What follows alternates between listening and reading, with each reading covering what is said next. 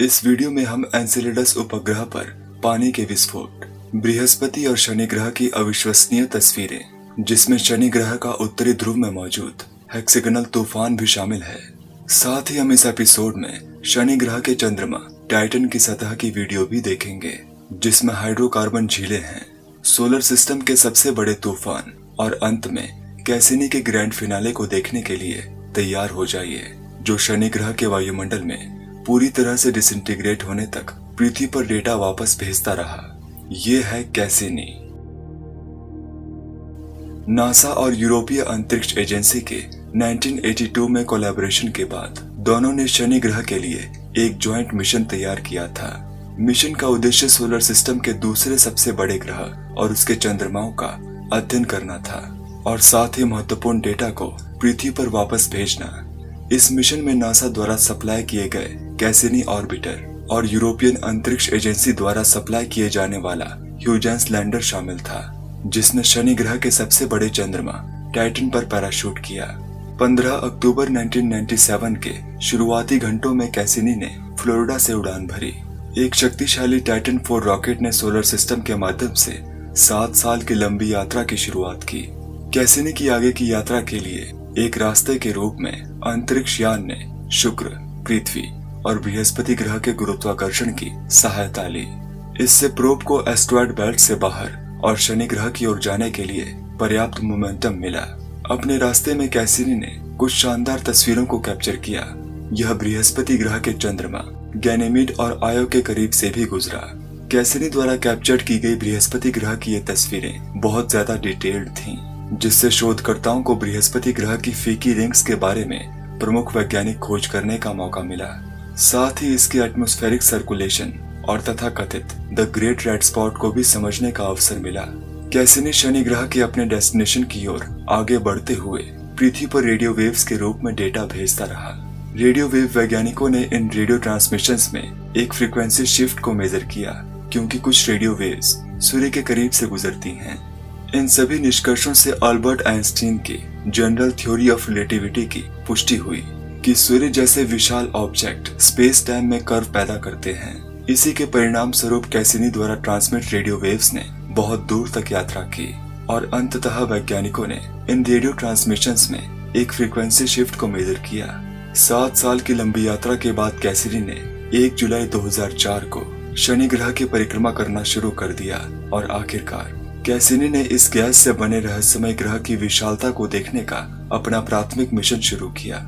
Mission शुरू होते ही Cassini ने ग्रह की अविश्वसनीय तस्वीरों को पृथ्वी पर वापस भेजना शुरू कर दिया। अब शोधकर्ताओं के पास शनि ग्रह की हजारों तस्वीरें थी, जिससे उन्होंने कई रहस्यों को उजागर किया। कुल मिलाकर कैसिनी मिशन ने शनि ग्रह की परिक्रमा करते हुए 7 नए चंद्रमाओं की खोज की और नासा के वैज्ञानिकों ने शनि ग्रह के रिंग्स में एक नए चंद्रमा के बनने की संभावना की सूचना दी। एक दिन बाद 2 जुलाई 2004 को कैसिनी शनि ग्रह के सबसे बड़े चंद्रमा टाइटन के करीब से गुजरने वाला पहला अंतरिक्ष यान बना। टाइटन की कैप्चर की गई इन तस्वीरों में पूरे चांद पर धुंध दिखाई दे रही है। हालांकि कैसिनी में विशेष फिल्टरों के उपयोग से वैज्ञानिक इसे आसानी से देख पाए। इन फिल्टरों के उपयोग से टाइटन पर तरल मीथेन की झीलों का पता चला, जो देखने में पृथ्वी पर मौजूद झीलों के समान ही हैं। कैसिनी ने 25 दिसंबर 2004 को ह्यूजेंस प्रोब को टाइटन की ओर रिलीज किया, जो 14 जनवरी 2005 को टाइटन के वातावरण में पहुंचा। करीब 2.5 घंटे बाद ह्यूजेंस लैंडर ठोस जमीन पर लैंड हुआ, जबकि कैसिनी ह्यूजेंस लैंडर से तस्वीरों को पृथ्वी पर वापस भेजने के लिए ऑर्बिट में ही बना रहा। ह्यूजेंस द्वारा कैप्चर की गई तस्वीरों में से करीब 350 पृथ्वी पर पहुंच गई, लेकिन कैसिनी के रिसीवर में से एक में सॉफ्टवेयर एरर के कारण करीब इतनी ही तस्वीरें खो गईं। कैसिनी अपने मिशन के अगले चरण पर जारी रहा और शनि ग्रह के चंद्रमा एन्सेलेडस का निरीक्षण किया।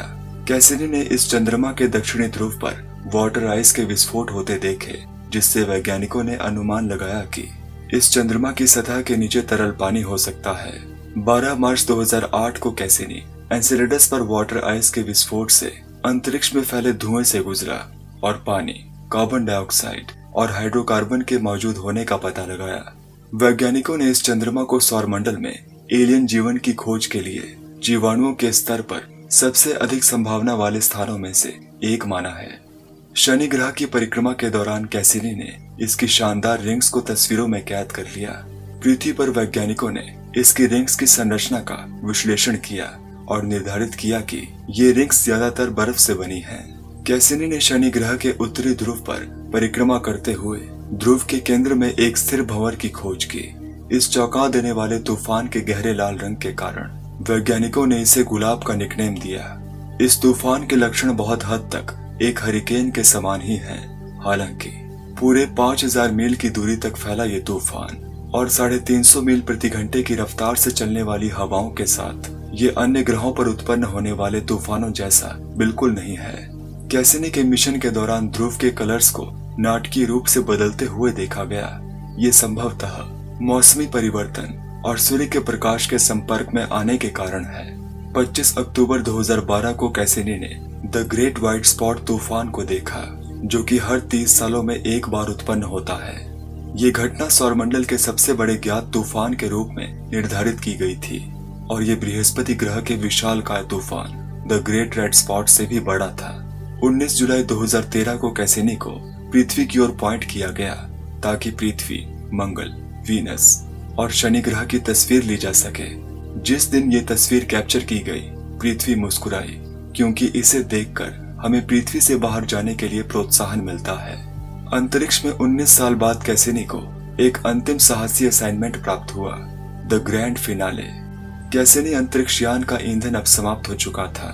इससे पहले कि अंतरिक्ष यान शनि ग्रह के वायुमंडल में जलकर समाप्त होता, मिशन के पीछे के वैज्ञानिकों ने एक ट्रेजेक्टरी डिजाइन की, जिसमें अंतरिक्ष यान को शनि ग्रह की रिंग्स के माध्यम से ग्रह में गोता लगाना था। 15 सितंबर 2017 को कैसिनी ने शनि ग्रह पर अपना अंतिम ऑर्बिट पूरा किया और शनि ग्रह के वातावरण में आगे बढ़ना शुरू किया और डेटा पृथ्वी पर वापस तब तक ट्रांसमिट करता रहा जब तक कि पूरी तरह से डिसइंटीग्रेट नहीं हो गया।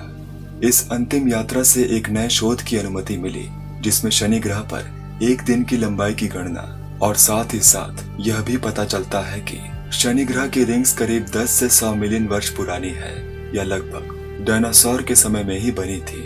कैसिनी मिशन ने एक लंबे समय तक रहने वाली लेगेसी छोड़ दी है और ये स्पेस एक्सप्लोरेशन की क्षमता का एक प्रमुख उदाहरण है। भविष्य की सभ्यता एक दिन ऐसे मिशनों द्वारा बनाए गए शुरुआती रास्तों पर निर्भर हो सकती है, क्योंकि इन मिशनों ने पृथ्वी से बाहर जीवन का समर्थन करने में सक्षम बाहरी अंतरिक्ष में ग्रहों और चंद्रमाओं को खोजने की एक मिसाल रखी है।